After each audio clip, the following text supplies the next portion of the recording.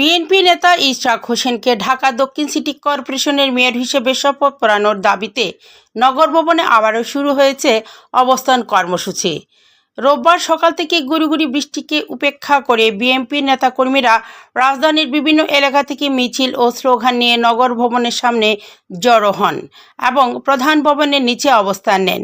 এতে নগর ভবনের সব কার্যক্রম অচল হয়ে পড়ে। আন্দোলনকারীরা নগর ভবনের প্রধান ফটক সহ গুরুত্বপূর্ণ বিভাগে তালা ঝুলিয়ে দেন।